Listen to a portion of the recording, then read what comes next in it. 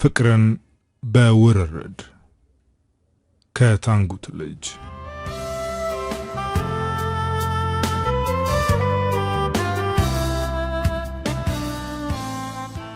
የንጋት ቁር ያቀዘቀዘው አየር አጥንታችን ድረስ ዘልቆ ስለተሰማን የረፋዷን ፀሐይ ሙቀት ተከናንበን መንገድ ላይ ተሰተናል።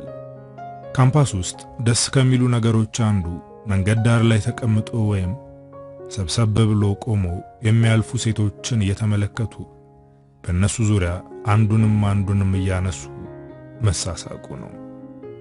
ሲያሻን እየለከፍን እንዲያም ሲል ውበት እያደነቅን መነታረኩም ስራችን ካደረግነው ሰነባቷል። ላንዱ ቆንጆ ናት ብሎ እዋት ብሎ ጎትጉቶና አዳንቆ የሚነግረን ለሌሎቻችን የሳቅ ምንጭ ይሆናል። በውበቷ ተገርሞ ቆንጆ ናት ብሎ በቁም ነገር ሲነግረን ስቀን ያጣጣልንበት የኛው ወገን ታዲያ ለጊዜውም ቢሆን መበሳጨቱ የማይቀር ነው። ታዲያ እንዲሁ አንድ ቀን ረፋዱ ላይ እንደለመድነው እዛው ቦታችን ላይ ተሰብስበን የዕለት ሱሳችንን ስናስታግስ ግቢ ውስጥ በብዙ ወንዶች አይን ውስጥ የምትገባ አንዲት ሴት ወደ ክላስ ልትሄድ ከሩቅ ስትመጣ ተመለከትኳት። ተመልከቱ ማን እንደመጣ አልኳቸው። ሲነጫነጩና ሲነታረኩ የነበሩት ባንዴ ጸጥ ብለው አይናቸው ወደ አመለከትኳቸው አቅጣጫ ማተረ። ቃሉ ካፌ እንደወጣ የጠቆምኳቸው ሴት እንደሆነች እንዴት እንዳወቁ ገረመኝ። ብቻ በሆነ ውስጣዊ ኃይል ተግባብተናል። ደግሞም ደጋግመን የምንከውነው የዘውትር ልማዳችን ስለሆነ በቀላሉ መረዳታቸው እንደ ተአምር ሊቆጠር አይችልም። ሄኖክ፣ ብሩክ፣ ዳግምና እኔ ሮቤል ነበርን አንድ ላይ ተቀምጠን የነበርነው። ስለ ልጅቷ ማውራት ከመጀመሪያ በፊት ጓደኞቼን በጥቂቱም ቢሆን ላስተዋውቃችሁ። ሄኖክ ከሰው ጋር እንዴት መኖር እንዳለበት ጥንቅቅ አድርጎ የሚያውቅ ኑሮም አኗኗርም የገባው ምርጥ ያረር ልጅ ነው። አንድም መደበቅ መሸፋፈን የሚባል ነገር በእርሱ ቤት አይታወቅም። ሁሉንም ነገር ምንም ሳያስቀር በግልጽ ነው የሚነግረን። የሚያስቅ ቀልድ አውርቶ ከኛ የበለጠ እየሳቀ የሚቆየው እሱ ራሱ ነው። መሳቅ መጫወት ይወዳል። በዛውም ልክ ሲበዛ ቁም ነገረኛ ነው። አንድ ሥራ ከጀመረና እኛ ልንወጣ ካሰብን ትተነው እንሄዳለን እንጂ በኋላ ትሰራዋለህ አሁን ተነስና እንሄድ አንለውም። ብንለው እንኳን ቀና ብሎ አይቶ ምንም ምላሽ ሳይሰጠን ነው ወደ ሥራው የሚመለሰው። ብቻ ባህሪው ሲበዛ ግልጽና የተመቸ ነው። ብሩክ በቅጽል ስሙ ጪሱ እንለዋለን። ከባድ የሆነ የሲጋራ ሱስ አለበት። በቀን አንዴ እንኳን ሳያጭስ መዋል አይችልም። የሱስ ሰዓቱ ሲደርስ እየሄደ ተደብቆ የሚያጭስባት በመማሪያ ክላሳችን በኩል ዞር ያለች ጎድጓዳ ስፍራ አለች እና ዶርም አካባቢ ካጣነው እዛች ቦታ እንደሄደ ስለምናውቅ ቀጥታ ወደዛ ስንሄድ ያቺን ጎድጓዳ ስፍራ ጭጋግ የሸፈናት አስመስሏት እናገኘዋለን። በዛ የተነሳ ጪሱ ብለነው ቀረን። የሱሱ ሰዓት እስኪደርስ እኛ ጋር ቁጭ ብሎ ሴት ሲመጣ ሲሄድ ያየ ውበትን ማየትና ማድነቅ በሚችሉ አይኖቹ እየተመለከተ ለየትና በሰል ያሉ የውበት ገለጻዎችን ይሰነዝራል። ድንገት ግን ወዴት ሄደ ሳንለው ካጠገባችን ይሰወራል። ሳይታወቅበት እንዴት እንደሚሰለብ መቼ ስለጉድ ነው። በወሬ መሃል ቆይተን እንደሌለ ትዝ ካለን ጪሱ ሊያጨስ ሄደ ብለን ተሳስቀን ዝም እንላለን። ጪሱ ብሩክ። ዳግም አዝጉ ጓደኛችን ነው። እውነቱና ቀልዱ ለይቶ የማይታወቅ ቀልድ ብሎ የሚያወራው ነገር ሁሉ ጎምዛዛ የሆነ ለሱ ጨዋታ የሚመስለው ግን ከቀልድ ተራ የወጣ ዱላ የሚል ጉሰማ የሚያበዛ የመጨረሻ ዝግ ሰው ነው። ግን የሚያልፉ ሴቶችን ያለምንም ፍርሃት ቆንጂዬ፣ እሙ፣ አረ ቺኳ ምናምን እያለ በድፍረት ስለሚላከፍና የሴቶቹን ምላሽ መመልከት ለኛ መዝናናትን ስለሚሰጠን ከጠገባችን እንዲለይ አልፈልግም። አንዴ እንዲሁ ተሰብስበን ያውካካን እያለ አንዷ ግብዳ የሆነች ሴት ባጠገባችን ስታልፍ ቆንጂዬ፣ አረሙ እስኪ አንዴ ብቻ ዝልል ስትይልሽና በእግርሽ መሃል ያለው መሬት ተከፍቶ ያጠኝ ሲላት የያዘችውን ወረቀትና ስልክ መሬት ላይ ጥላ የቲሸርቱን ኮሌታ አንቃ ይዛ ምን አባና ያልኳት እስኪ አሁን ድገማት እያለች ስትወዘውዘው ተረባርበን አስጣል ነው። መቼስ ልጁ ለጉድ ነው። ቁና እየተነፈሰ ከሞት ነው የተረፈው። እንዲህም እየሆነ ታዲያ ጭራሽ አያርፍም። ወደው ሌላዋን ሴት መልከፍ ይጀምራል። አይዳግም እና ከሁሉ በመጨረሻ እኔ ያለው ሮቤል እባላለሁ። የብረትና ድንጋይ አሟቂዎች ጀማ ነኝ። ነፍሴ ውበትን ማሰስ ትወዳለች። መንፈሴ መልካም ውበት ያየች የመሰላት እንዲሁ ከመሬት ተነስታ ሐሴት ታደርጋለች። ሰው እወዳለሁ። በተለይ ግን ደብዛዛ ውበት ያላትን ሴት። ደብዛዛ ውበትን ሰርስሮ የሚያስስ ውስጣዊ ማንነት አለኝ። ሴት ሳይ መጀመሪያ ማስተውለውና ማስሰው ደብዛዛ ውበቷን ነው። አላደል ለብዙ ሰው የማይታይ የተሰወረ ውበት ያላት ሴት። በየዕለቱ ውሎዬ በየሰርክ የሴት አሰሳዬ ይህንን ውበት ወዴት አለ እያልኩኝ አማትራለሁ። ብቻ እኔ እንዲሁ ነኝ፣ ደብዛዛ ውበት አሳዳጅ። እኛ እንግዲህ እንዲህና እንዲያ ነን። ነፍሳችን ሴትን በማማተር የደከመች ምስኪኖች። ሄኖክ፣ ብሩክ፣ ዳግምና ሮቤል የምንባል ግብር የሌለው ስም የተሸከምን ባተሌዎች። እንዲህ ተሰብስበን የዘውትር ልማዳችንን በምንከውንበት ጊዜ ነው እንግዲህ የመክሊት ታሪክ አሃዱ ብሎ የጀመረው። ነገሩ እንዲህ ነው።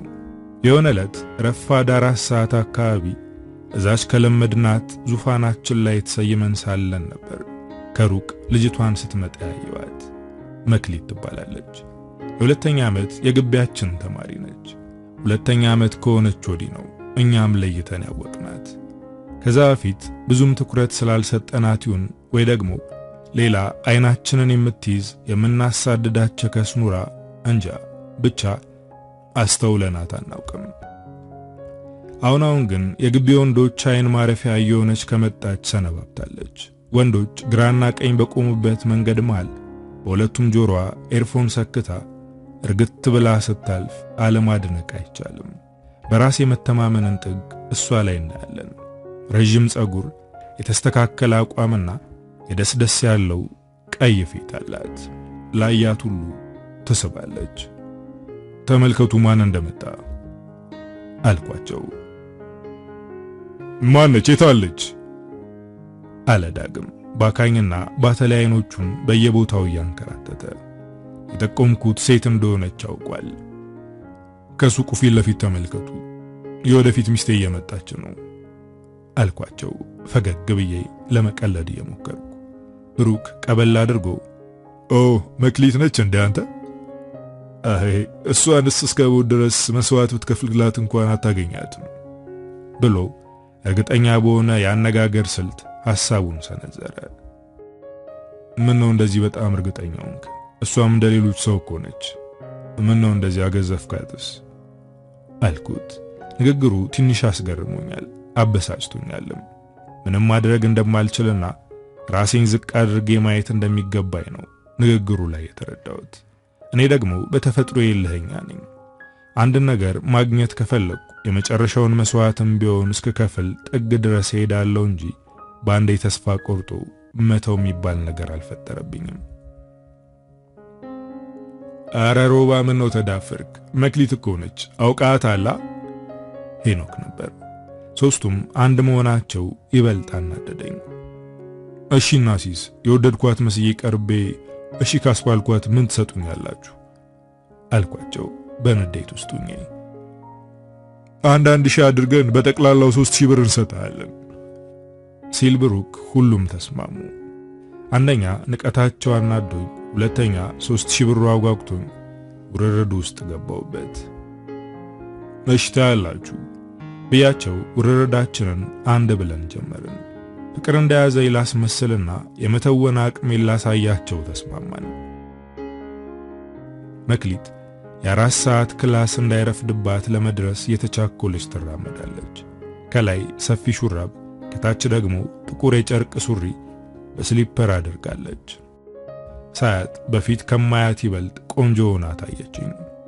ለአራት ወደ ኋላ የተጎነጎነው ውብ ጸጉሯ ካረማመዷ ጋር ተዳምሮ ግርማ ሞገሳም አድርጓታል። አሁን ተነስና አስቁመ ሰላም በላት ብለው ገፋፍተውኝ ላስቆማት ከተቀመጥኩበት ተነሳው።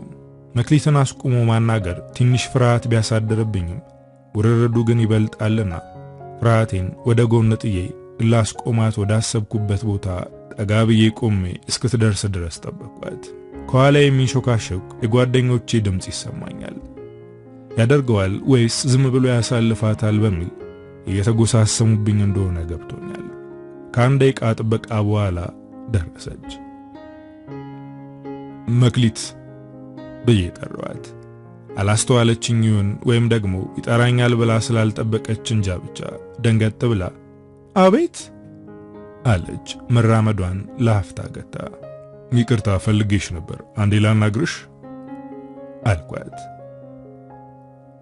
አይ ቸኩላለሁ፣ ክላስ ይረፍድብኛል አለች ስልኳ ላይ ሰዓቷን እየተመለከተች። ብዙ አላቆይሽም፣ ትደርሻለሽ፣ በጣም አስፈላጊ ስለሆነ ነው። ክላስ ለመግባት 2 ደቂቃ ብቻ ነው የቀረኝ። ይቅርታ አሁን አልችልም። ባይሆን በጣም አስፈላጊ ነገር ከሆነ ከክላስ ስመለስ ልሰማ እችላለሁ አለችኝ። እሺ በቃ ጥሩ፣ እዚሁ አካባቢ ጠብቅሻለሁ፣ አመሰግናለሁ ብያት እሷም ወደ ክላሷ እኔም ወደሚጠብቁኝ ጓደኞቼ ተመለስኩ። እንደደረስኩ ምን አልካት ምን አለች እያሉ በጥያቄ አጣደፉኝ። የተባባልነውን ሁሉንም ነገር ነገርኳቸው። በዚህ ዙሪያ ብዙ ነገር እያነሳን ለረጅም ጊዜ ተቀምጠን ስንነታረቅ ቆየን። እንኳን ይህንን ምክንያት አግኝተን እንደውም እንዲሁ ዝም ብለን መቀመጥ የምንወድ ልጆች ሳንንቀሳቀስ እስክትመጣ ድረስ እዛው ቦታ ጠበቅናት።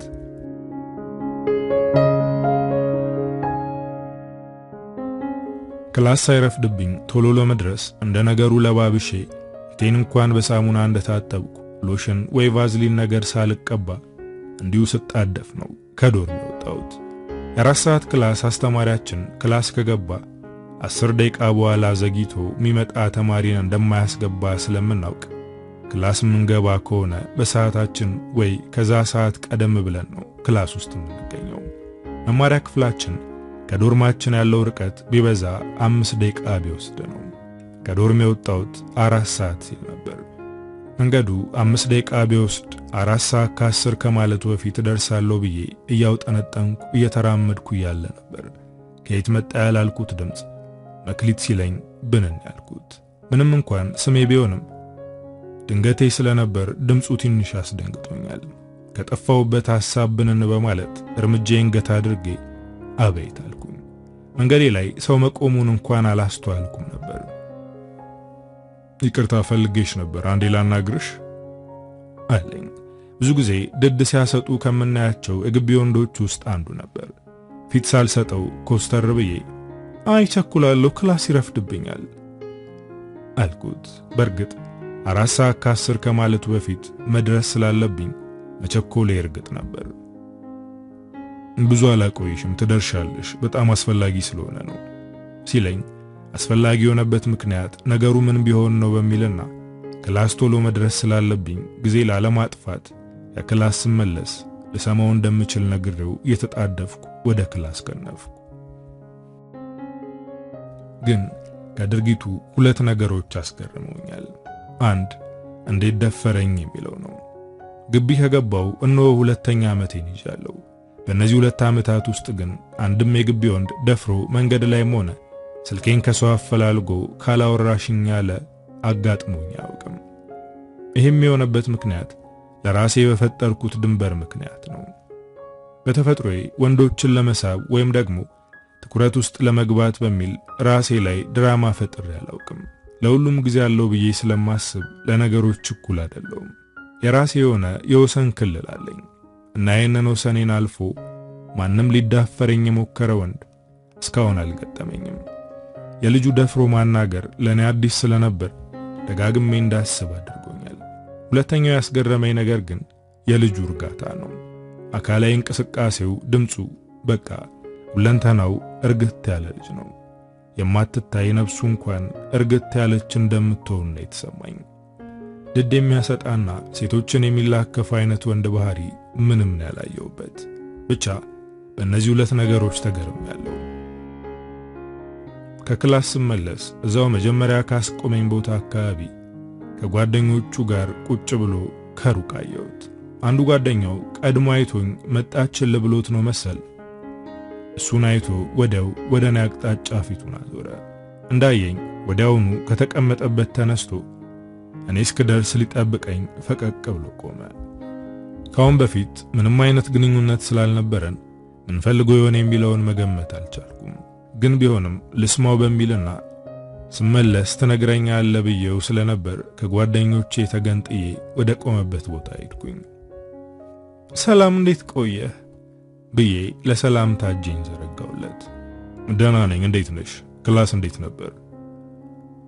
ደህና ነኝ ይመስገን፣ ክላስም አሪፍ ነበር ብዬ መልሼ ሳበቃ ከማላቀው ሰው ጋር ብዙ ላለመቆም በሚል ለምን እንደፈለገኝ እንዲነግረኝ ጠየቅኩት። አዎ ልክ ነሽ፣ ወደ ጉዳያችን ብንገባ ነው የሚሻለው። ልነግርሽ የፈለኩትን ነገር እንዴት እንደምነግርሽ አላውቅም፣ ትንሽ ይከብዳል፣ ግን ቢሆንም ልነግርሽ ግድ ነው እያለ ፈራ ተባ ይል ጀመር። እኔ ቶሎ ነግሮኝ ዶርሚጄ ማረፍ ስለፈለኩ ዙሪያ ጥምጥም ለምን ይሄዳል ቶሎ አይናገርም እያልኩ በውስጤ ጠበቅኩት። የሆነ ሊናገረው ግን ደግሞ ያስፈራው ነገር እንዳለ ተሰማኝ። ሳንተዋወቅ እንዴት እንዲያለ ነገር ላይ እንደደረስን ግን ሊታሰበኝ አልቻለም። ምን መሰለሽ፣ ለመጀመሪያ ጊዜ ያየውሽ አምና ፍሬሽ እያለሽ አሳይመንቱን ወይ ሌላ ነገር እንጃ ብቻ እርግጠኛ አይደለም ኮፒ ቤቱ ጋር ፕሪንት ልታደርጊ መተሽ ነው። ስታወሪ የነበረሽ እርጋታና ማስተዋል ቀልቤን ስቦት ጨርሰሽ ክትወጪ ድረስ ዝም ብዬ በአግራሞት ሳስተውልሽ ነበር። ከሄድሽም በኋላ ለሰዓታት ስላንቺ ማሰብ ማቆም አቅቶኝ ነበር እና ከዛ ጊዜ ወዲህ ሁሌም ግቢ ውስጥ ባይኔ እንደፈለኩሽ ነው። በመንገድ ስታልፊ ከጓደኞችሽ ጋር እያወራሽ ስትስቂ ሳይሽ ውስጤን ደስ ይለኛል። ድንገት ቀን ሙሉ ሳላይሽ ከዋልኩ ግን ዛሬ ጠፋች ብዬ አስብሻለሁ። አውቃለሁ እያልኩሽ ያለሁት ነገር ሊያስገርምሽ እንደሚችል፣ ብቻ ግን የሆነ የሚያመሳስለንና ወደ አንቺ የሚስበኝ ነገር እንዳለ ውስጤን ይሰማኛል እያለ ጭራሽ ያልጠበቅኩትን ነገር ይነግረኝ ጀመር። እስካሁን በህይወቴ ደፍሬ ሴት ቀርቤ አውርቼ አላውቅም። ዛሬ ግን አንቺን ማውራት ግዴታ ሆነብኝ። ከአንድ ዓመት በላይ ስለ አንቺ ብዙ አስቤያለሁ። በማየት ብቻ ቢሆንም ቅሉ የቻልኩትን ያክል ልረዳሽ ሞክሬያለሁ። ከዚህ በላይ ግን ብቻዬን ስለ አንቺ እያሰብኩኝ መቀጠል አልችልምና ዛሬ ልነግርሽ ወስኛለሁ እያለ ሲነግረኝ ያለው ሁሉ አዲስና ያልጠበቅኩት ስለነበር ፈገግ ብዬ መጨረሻው ምን ይሆን እያልኩኝ ዝም ብዬ ሰማሁት። እያለ ሲነግረኝ ያለው ሁሉ አዲስና ያልጠበቅኩት ስለነበር ፈገግ ብዬ መጨረሻው ምን ይሆን እያልኩኝ ዝም ብዬ ሰማሁት። አውቃለሁ ሊያስገርምሽ ይችላል፣ ግን በቃ ወድጄሻለሁ፣ የህይወቴ አጋር እንድትሆኝ ይፈልጋለሁ ብሎኝ ረፍ። እጄን አፌ ላይ ጭኜ ከት ብዬ ሳኩኝ። ምክንያቱም በፍጹም ያልጠበቅኩትና እንግዳ ነገር ስለሆነብኝ ነው። እንዴት ነው የማላቀውና የማያቀኝ ሰው እንዳፈቀረኝ የሚነግረኝ በሚል ተአምር ሆኖብኝ ወደ ኋላ ፈቀቅ ብዬ ዝም ብዬ በአግራሞት አየሁት። ድርጊቴ ሁሉ ቅሬታ እንደፈጠረበት ፊቱ ላይ ይታያል። ከዚህ ሁሉ በኋላ ግን መናገር የቻልኩት ማለት ቀልድ ነው ወይስ ፕራንክ፣ ምን እየተፈጠረ እንደሆነ አልገባኝም የሚለውን ብቻ ነበር። በድንጋጤና በአግራሞት ውስጥ ሆኜ በቆመበት ጥየው እየተቻኮልኩ ወደ ዶርም ገሰገስኩ። እውነቱን ነው ግን እንዲህ ያለኝ እያልኩኝ ባለማመን ደጋግሜ ራሴን እየጠየቅኩ ከሱ ጋር ቁሜ ወደ ኋላ እንደቀረው ጓደኞቼ ስላዩ ዶርም ደርሼ ምን እንደምላቸው ግራ ገባኝ። ድንገቴና የማይታሰብ ነገር ስለሆነብኝ ለራሴም ነገሩን በቅጥ ለመረዳት ከብዶኛል። እስካሁን በህይወቴ እንዲህ ያለ ነገር ገጥሞኝ ስለማያውቅ እንዴት ማስተናገድ እንዳለብኝ ምንም ዕውቀት የለኝም። ብቻ ግን የተፈጠረውን ሁሉ ዶርም ገብቼ ከጓደኞቼ ጋር ማውራት እንዳለብኝ ተሰምቶኛል።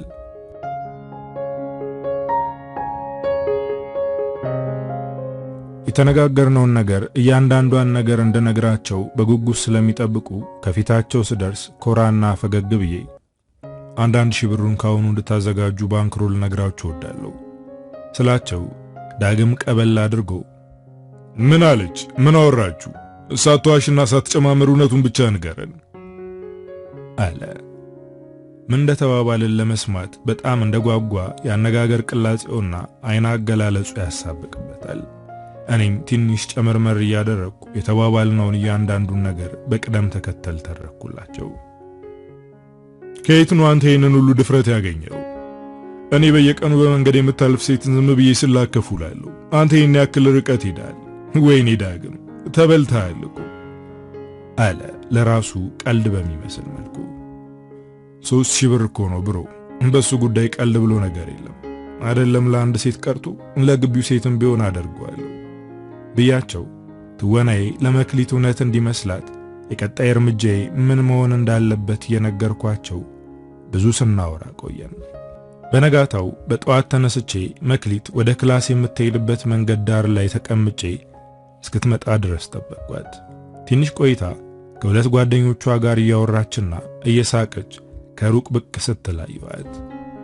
ከተቀመጥኩበት ብድግ ብዬ የለበስኩትን የወዲ ኮፍያ ከራሴ ላይ አውልቄ እዛ አካባቢ ሄድ መጣ እያልኩኝ እስክትደርስ ድረስ ጠበቅኳት። ምን እንደምላት አስቀድሜ በደንብ ስላሰብኩበት ምን ልበላት የሚለው ብዙም አላሳሰበኝም። ትንሽ ያስጨነቀኝ ነገር ግን ከትላንትናው ክስተት በኋላ እሺ ብላ ቆማ ታናግረኝ ይሆን የሚለው ነበር። ከርቀት ስታየኝ ለጓደኞቿ ጠቁማቸው ነው መሰል ሁሉም ባንዴ ወደ እኔ ተመለከቱ። እንደነገረቻቸው ገብቶኛል። አይ የሴቶች ባህሪ እንደሆነ የታወቀ ነው።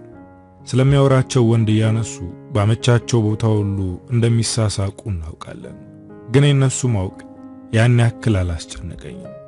ከሰከንዶች በኋላ ደረሰችና ልታልፍ ስትል መክሊት መክሊት መክሊት ብዬ ስጠራት አቤት ብላ ዞር አለች። ጓደኞቿ ዞር ብለው አይተውኝ እየተንሾካሾኩና እየተሳሳቁ መንገዳቸውን ሲቀጥሉ እሷ ተነጥላ ቆመች። ወደ ቆመችበት ጠጋ ብዬ ሰላም እንዴት አደርሽ? ይቅርታ ስሜን አልነገርኩሽም ለካ ሮቤል እባላለሁ። ይመስገን የኔን እንኳን እንዴት እንዳወቅከው ባላውቅም ታውቀዋለህ ብላ ፈገግ አለች። ኦ ጥርሶቿ ውብና ንጹዎች ናቸው። ስትስቅ ፊቷ ደስ የሚል ብርሃን ይረጫል። እንዳንቺ ያለች አይን ውስጥ የምትገባ ሴትን ስም እኮ አለማወቅ አይቻልም።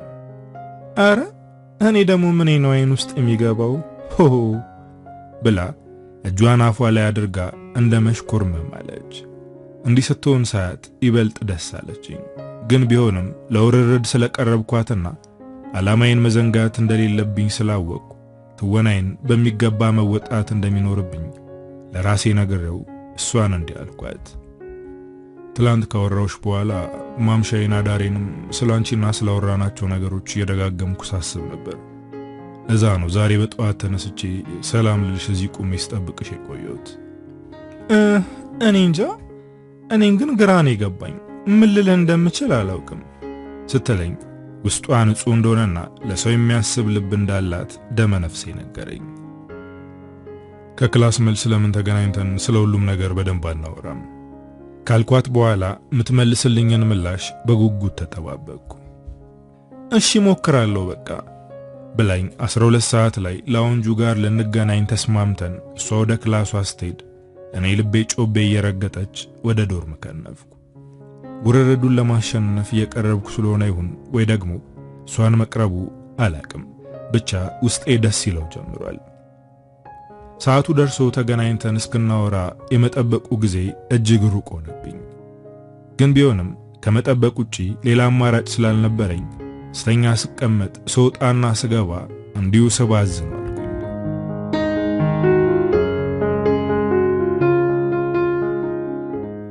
የቀጠሮዬ ሰዓት ከመድረሱ በፊት አስቀድሜ ተዘጋጅቼ ጨርሼ የስልኬን ሰዓት እየደጋገምኩ እመለከታለሁ።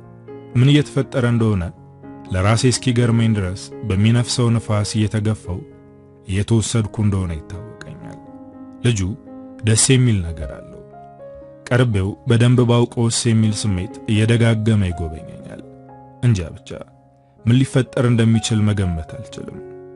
ልቤ ግን ሰው ሆኖ የሚቀርባት ሰው ከድሮም ትፈልግ ነበር። ካሁን በፊት ወደድኩሽ ብሎ የቀረበኝ ወንድ አልነበረም። ሮቤል ወደድኩሽ ሲለኝ በሕይወቴ ለመጀመሪያ ጊዜ ነው የመወደድ ስሜት የተሰማኝ። በሰው የመፈለግ፣ የመታሰብ፣ የመፈቀድ ስሜት መኖርን ያስወድዳል። ለአራተኛ ጊዜ የስልኬን ሰዓት አንስቼ ተመለከትኩት። 11 ሰዓት ከ55 ይላል። ልንገናኝ የተቀጣጠርንበት ላውንጅ ከዶርም ቢበዛ የ5 ደቂቃ መንገድ ቢሆን ነው። በሰዓቱ ግን መድረስ አልፈለኩም። ላገኘው የጓጓው እንዳይመስልና እሱ ቀድሞ ደርሶ ሲጠብቀኝ እንዲቆይ በሚል 10 ደቂቃ ያክል ዘግይቼ ነው መድረስ የፈለኩት። ጓደኞቼ እያደረኩ ባለውት ነገር በጣም ተገርመዋል። ካሁን በፊት እንዲህ ከወንድ ጋር ተቀራርቤ አይተውኝ ስለማያውቁ ነው።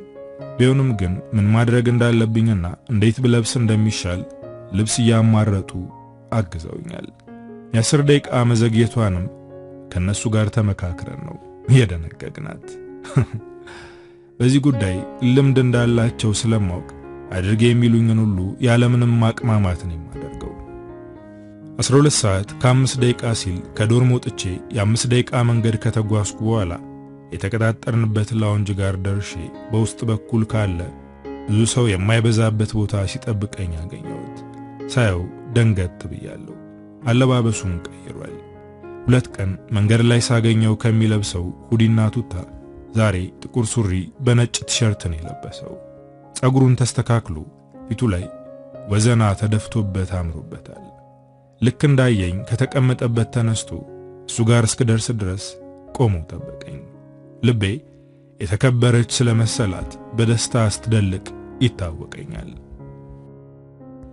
እንኳን ደህና መጣሽ ብሎ እጁን ዘርግቶ አቅፎ ጀርባዬን ዳበስ ዳበስ አደረገኝ። እንኳን ደህና ቆየኝ፣ እንዴት ነህ?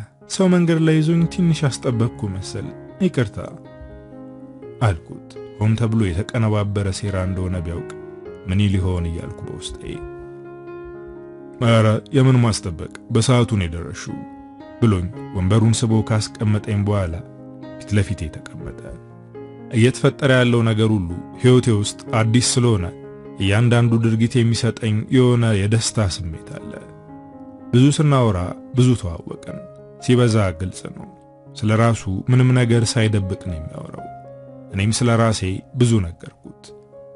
አወራራችን ለመጀመሪያ ጊዜ የተገናኘን ሳይሆን ለዓመታት አብረን የቆየን የምንመስለው። እስከ ምሽቱ 2 ሰዓት ድረስ አይን ላይን ገጥመን ብዙ አወራን። ሰዓቱ ሲሄድ ጭራሽ አልታወቀንም። ትኩረታችን ሁሉ አንዳችን ሌላኛችን ላይ ስለነበር ያዘዝነውን ምግብ እንኳን በቅጡ አልበላ ነው። ግን ጓደኞቼ ከ2 ሰዓት በላይ መቆየት እንደሌለብኝ አጥብቀው ስለነገሩኝ እንደመሸና መሄድ እንዳለብኝ ነግሬው ከላውንጁ ወጣን። እስከ ዶርም ድረስ ያወራን እየተሳሳቅን ሸኝቶኝ ቻው ተባብለን ተለያየን። ብዙ ስላወራን እጅግ ተቀራርበናል። እርጋታው፣ አክብሮቱና አስተሳሰቡ የሆነ ልቀርበውና ላውቀው የሚፈልገው አይነት ወንድ እንደሆነ እንዲሰማኝ አድርጎኛል። ልቤን ዝም ብሎ ደስ ደስ ይለኝ ጀምሯል። ዶርም ገብቼ ለጓደኞቼ የተነጋገርነውን ነገር በሙሉ አንድ ሳላስቀር ስተርክላቸውና ስለሱ የተረዳሁትን ስገልጽላቸው ፊቴ ላይ ወይ ንግግሬ ላይ ምን እንዳነበቡ አላውቅም። ኧረ አንቺ ልጅ ቀስ በይ፣ እየተረጋጋሽ እንጂ ወዴት ነው ነገሩ ምናምን እያሉ ይተርቡብኝ ጀመር። እኔ እንጃ ብቻ ውስጤን የሆነ አይነት ስሜት እየተሰማኝ እንደሆነ ራሴን መካድ አልቻልኩም። ብቻ እውነትም እንዴት ያስብላል።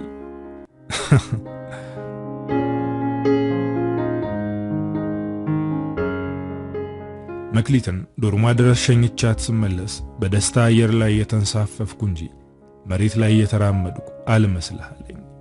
በደንብ ቀርቤ ባወቅኳት ቁጥር ውርርድ ውስጥ እንዳለው ሁላ መርሳት ጀምሬያለሁ።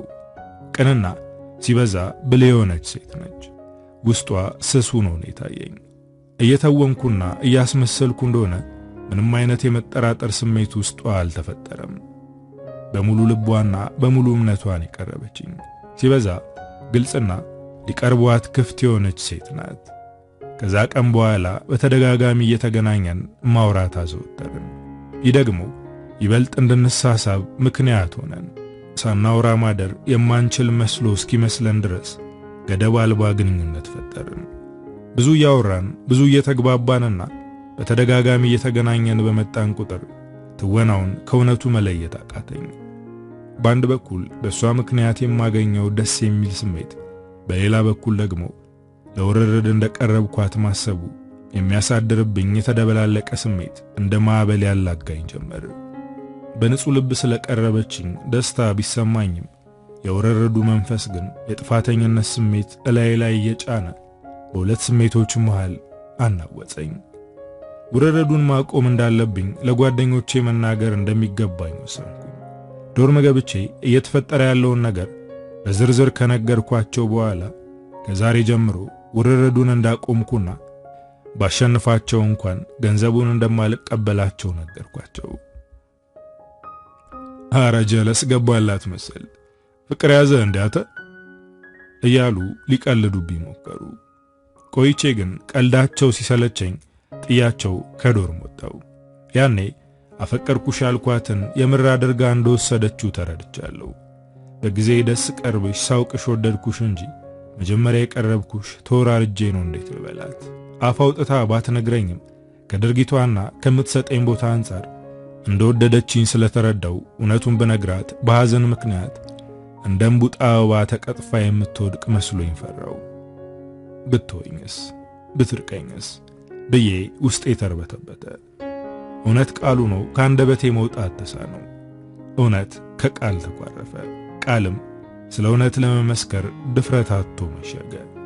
ከእውነትም ከቃልም አለመሆኔ ደግሞ እኔነቴን በብርቱ አናቀው። እንዴት ብዬ እውነታውን ልንገራት? እንጃ አላውቅም።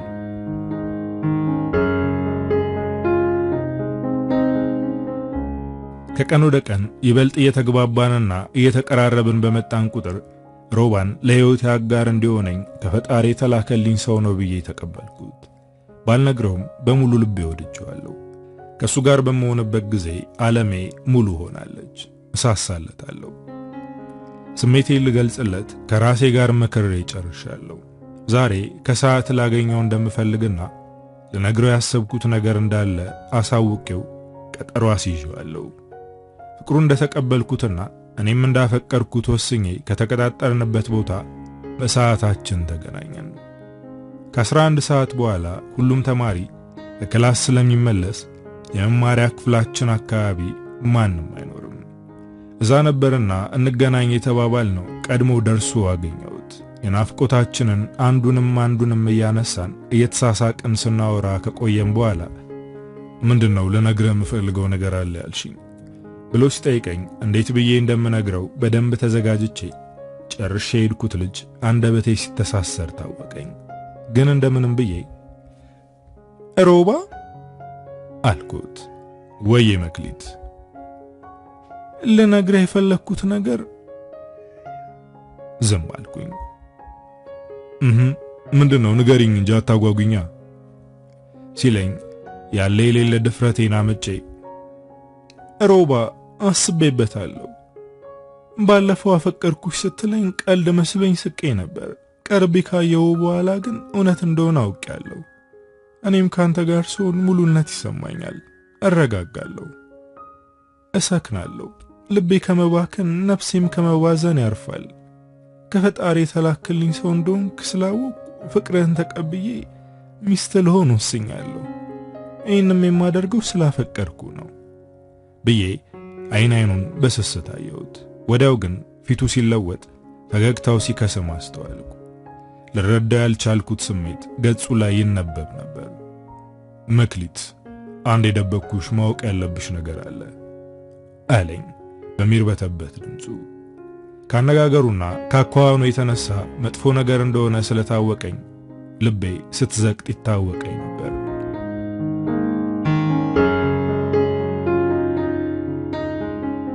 እነዚህን የታመኑ እውነተኛ የፍቅር ቃላት ከነገረችኝ በኋላ መዋሸቴን ከዚህ በላይ ልደብቃት እንደማልችል አወቅሁ። ንጹህ ነች፣ የቀረበችኝም በሙሉ ልቧ ነው። ከዚህ በላይ ሳልነግራት ብቆይ ግን ሐዘኗን እጅግ እንደማበዛው ታወቀኝ። ምንም ቢሆን ምላሿ ልነግራት እንደሚገባ ተረዳው። ከፈለገ ልጣት እንጂ ማወቅ ያለባትን ነገር ከዚህ በላይ ልሸሽጋት እንደማልችል ራሴን ካሳመንኩት በኋላ መክሊት አልኳት። ስስ ነፍሷን በዓይኗ በኩል ዘልቄ ያየው። ማወቅ ያለብሽ ያልነገርኩሽ ነገር አለ። ከዚህ በላይ ልደብቅሽ አልችልም። ለመጀመሪያ ጊዜ መንገድ ላይ አስቁሜ ወደድኩሽ አልኩሽ ከልቤ አልነበረም። የምር እንዳፈቀርኩሽ ተውኝ ላሳምንሽና የግሌ ላደርግሽ በ3000 ብር ከጓደኞቼ ጋር ተወራርጄ ነው። ስንጀምር አካባቢ ያልኩሽ በሙሉ የወረርዱ አካል እንጂ እውነት አልነበረም ብዬ በአፍረትና በጥፋተኝነት ስሜት ተውጬ እውነታውን ነገርኳት። አስፈሪ ጸጥታ በመሃላችን እንደነፈሰ ሽው ሲል ይታወቀኛል። አይኖቿ ቦዝዘው እንባ ሲያቀሩ አየኋቸው። እጇን አፏ ላይ ጭና በዝምታና እንባ በተሞሉ አይኖቿ ውስጤን ሰርስራ ተመለከተችኝ። እይታዋ ገረፈኝ፣ ዝምታዋ ሰበረኝ።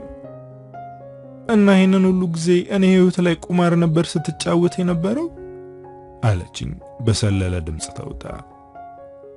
ሲጀመር እንደዛ ነበር። ከጊዜ በኋላ በደንብ ያወኩሽ ሲመጣ ግን ውርርዱን ትቼ በሙሉ ልቤን የቀረብኩሽ። እናም የምር አፈቀርኩሽ። ያፈቀርኩሽም ከልቤ ነው አልኳት ከሹክሹክታ በማይተናነስ ድምጽ። ከተቀመጠችበት ተነስታ ከአይኖቿ የሚወርደውን እንባ በእጇ ከጠራረገች በኋላ ዝም በል፣ ከዚህ ሁሉ ጨዋታ በኋላ ምንም የመናገር ድፍረቱ ሊኖርህ አይችልም። ጥሩ ሰው መስለኸኝ አምኜ ሙሉ ልቤን ነበር የሰጠው። አንተ ግን መጫወቻ አደረከው። ተባረክ ብላ በተቀመጥኩበት ጥላኝ ደረጃውን እየተቻኮለች ወርዳ በህንጻው በቀኝ በኩል ታጥፋ ከእይታዬ ተሰወረች። ተነስቼ ልከተላት አቅም ከዳኝ። ንጹህ ልቧን እጅግ እንዳሳዘንኩት ስለገባኝ ውስጤ በሐዘን ቁር ተንሰፈሰፈ። ያለውበትን ማወቅ እስኪሳነኝ ድረስ ለብዙ ሰዓት ጥላኝ ከሄደችበት ቦታ አልተንቀሳቀስኩም።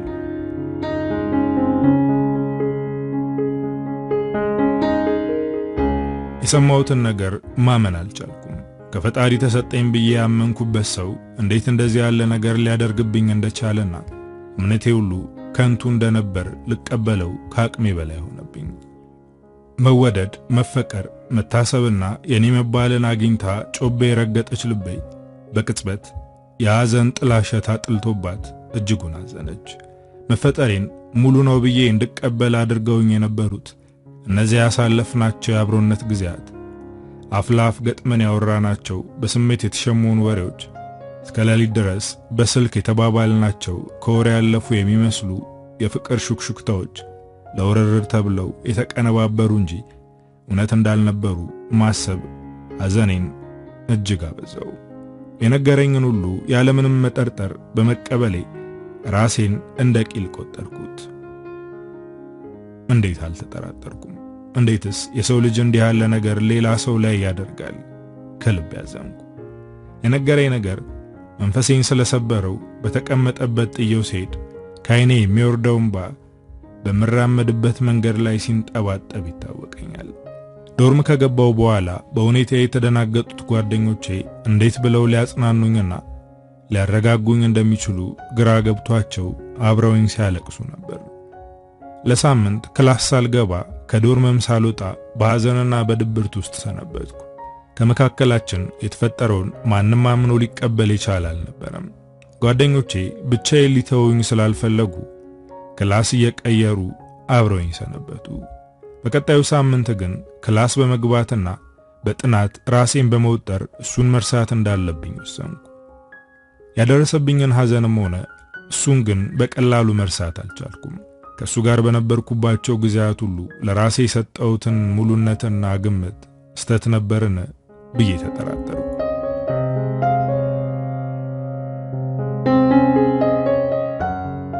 በሐዘንና በድብርት የተሞሉ አሰቃቂ ቀናቶችንና ረጃጅም ሌሊቶችን አሳለፍኩ። ሳጣትና ስትርቀኝ ሕይወቴ ውስጥ የነበራት ዋጋ ትልቅ እንደነበርና ፍቅሯ ከልቤ እንደሆነ አወቅኩ። ሳምንቱን ሙሉ ሁል ጊዜ ክላስ በምትሄድበት መንገድ ከጧት እስከ ማታ ድረስ ቁሜ ጠበቅኳት። እሷ ግን አልመጣችም። አንዳንድ ጓደኞቿ ልጠይቅ ሞከርኩ። እነሱ ግን ሊያናግሩኝ አልፈለጉም። ያደረስኩባት ሐዘን ራሴ እንድጠላና እንድጥል አደረገኝ። በሰራሁት የጅል ስህተት ላጣት እንደሆነ ሲሰማኝ ሐዘን በጥልቅ መታኝ። በሕይወት መንገድ ላይ መቆም አቅቶኝ ተንገዳገድኩ። ክፍል 10። ከሳምንት በኋላ ሰኞ ዕለት ወደ ክላስ ስሄድ መጀመሪያ ሲያስቆመኝ ተቀምጦበት ከነበረው ቦታ መሬት ላይ ተቀምጦ አየሁት። እንቅልፍ የሚባል በዓይኑ እንዳልዞረ ፊቱ ያስታውቃል።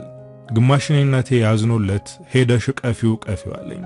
ወዲያው ግን ዋሾነቱንና ውርርዱ ያደረሰብኝን ጉዳት ሳስታውስ አይደለም ማቀፍ ቀርቶ በአይኔ ማየት እንደሌለብኝ ራሴን ነገርኩት። መክሊት እባክሽ አንዴ ብቻ ላናግርሽ ስሚኝ አለኝ ከተቀመጠበት በመነሳት መንገዴ ላይ ቆሞ እጄን ለመያዝ እየሞከረ። ልቀቀኝ ብዬ እጄን ከእጁ ላይ በኃይል በማላቀቅ ራሴን ባሉታ ግራና ቀኝ ነቅንቄ ልናወራ የምንችለው አንድም የቀረን ነገር የለም፣ ከዚህ ስህተትህ እንደምትማር ተስፋ አደርጋለሁ፣ ደህና ሁን ብዬ በቆመበት ጥየው ወደ ክላስ የሚወስድ መንገዴንና ከሱ ውጪ የሆነ ቀሪ ህይወቴን ቀጠልኩኝ።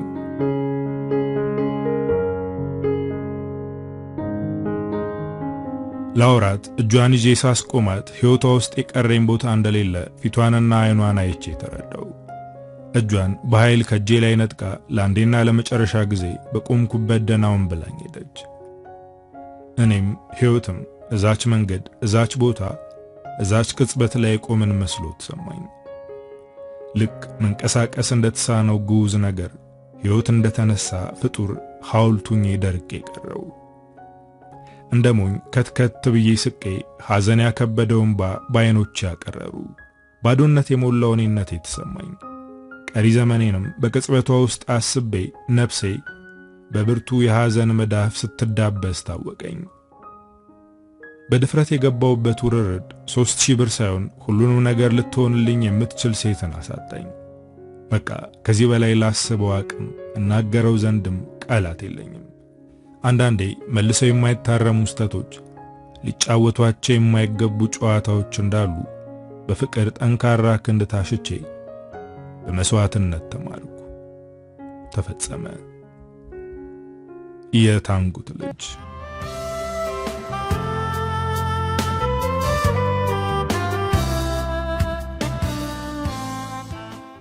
እንግዲህ ዶቼ ለዛሬ ይዤላችሁ የመጣሁት ታሪክ የሰማችሁትን ይመስላል። ታሪኩን እንደወደዳችሁት ተስፋ አደርጋለሁ። ሐሳብ አስተያየታችሁን ጻፉልኝ። በቀጣይ በሌላ ስራ እስክንገናኝ ሀገራችንን ሰላም ያደርግልን። ቻው።